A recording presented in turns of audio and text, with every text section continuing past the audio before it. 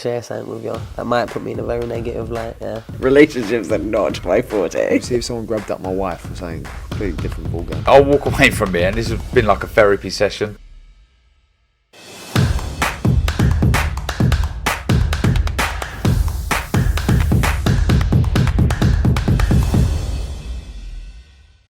This is Joe P for IFL TV, proudly sponsored by Everlast. Delighted to be joined by Magic Matty Harris. How are you?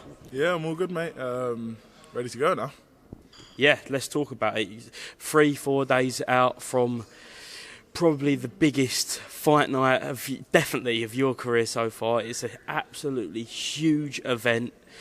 Chris Eubank Jr. versus Conor Benn. First of all, let's just go through. You get the call. Look, you're going to be on this card on the 8th. It's monster. It's a massive platform for you. What was going through your head?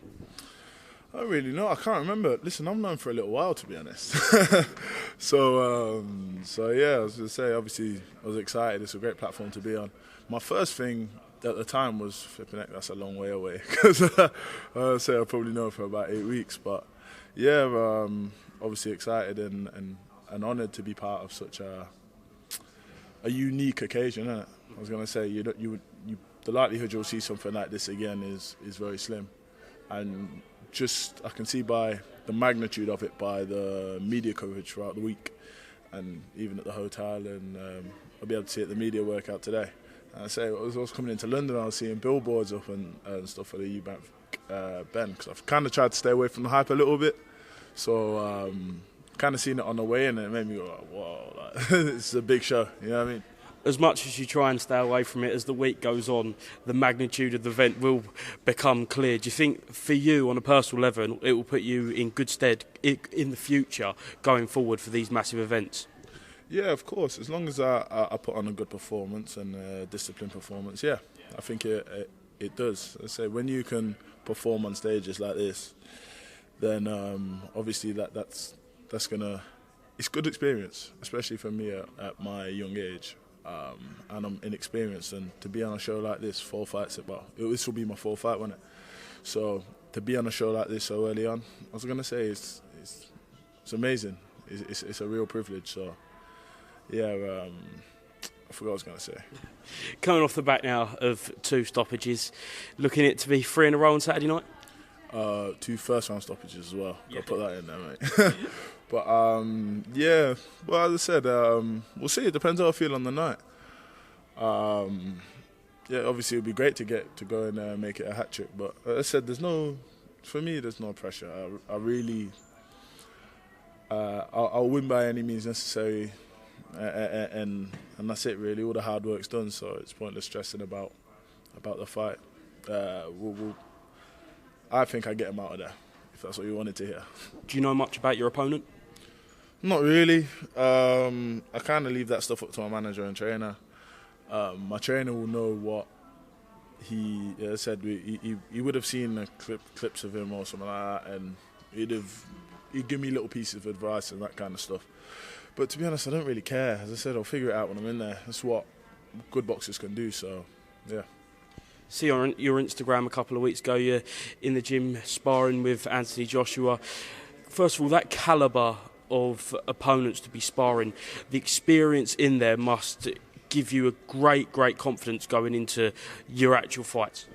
Yeah, absolutely. I was going to say, when you say not just him, we've been in there with a lot of top level guys, and when you can mix it around with them, then obviously it fills you with a lot of confidence. So yeah, being in there with someone like him is only ever going to be positive. Do you know what I mean?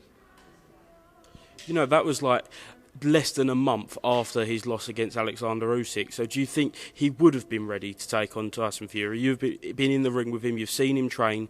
If that fight had have happened, do you think he would have been ready? Yeah, of course, he's a fighter. When was the fight supposed to happen? December 3rd? Yeah. Yeah, he's a fighter. He would have been ready.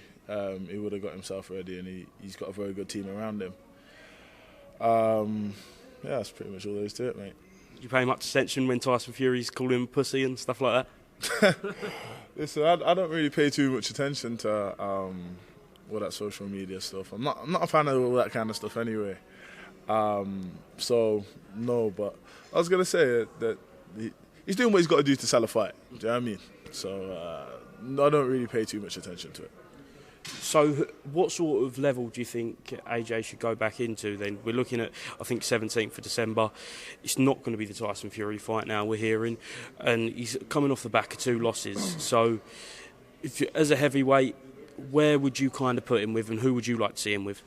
Listen, this is something that I'd thought about, is that people giving AJ so much stick, but he's lost to top level guys. You look at someone like Lennox Lewis, who was one of the greatest heavyweights of all time, got knocked out by Oliver McCall, and the other name's just slipped my mind. Hasim Rat. Yeah. But you look at it, after he lost to Oliver McCall, who was Lennox Lewis's next opponents? He went back and boxed Journeyman to build himself back up.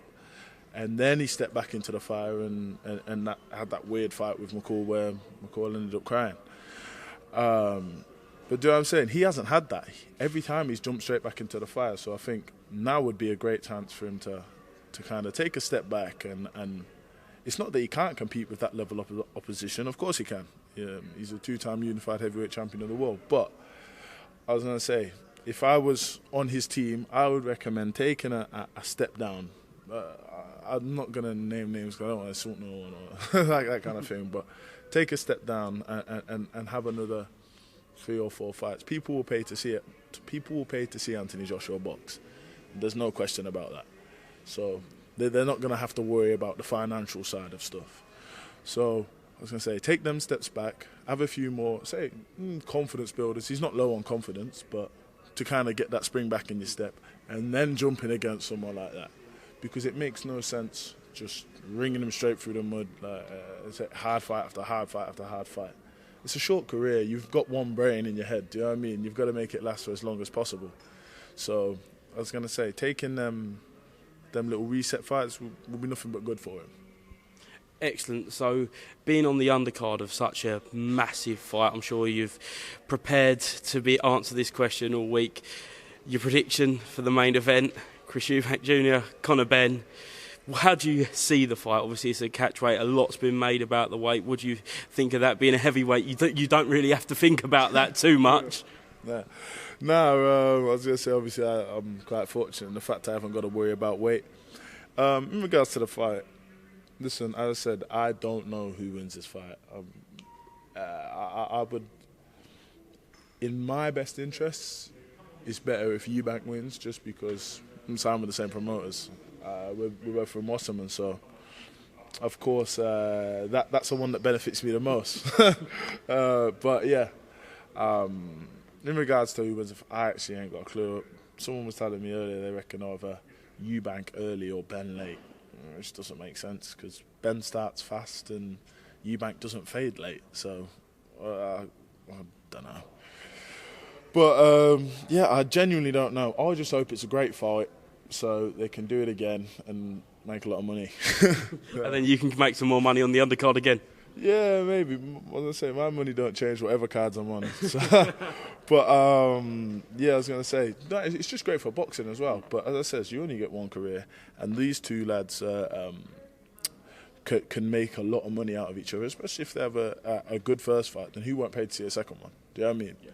So yeah, I was going to say, I just hope that it's a great fight and they make the most of it.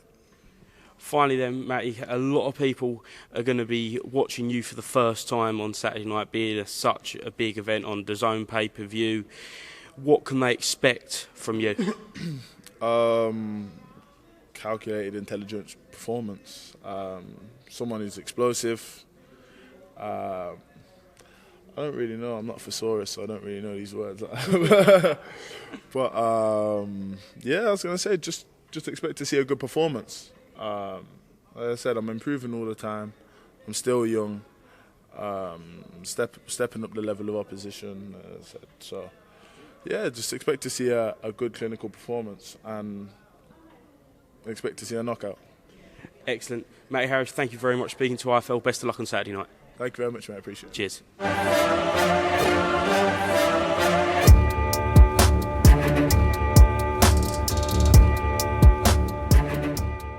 I'm gonna share something with you. That might put me in a very negative light. Yeah. Relationships are not my forte. See if someone grabbed up my wife and saying completely different ballgame. I'll walk away from it, and this has been like a therapy session.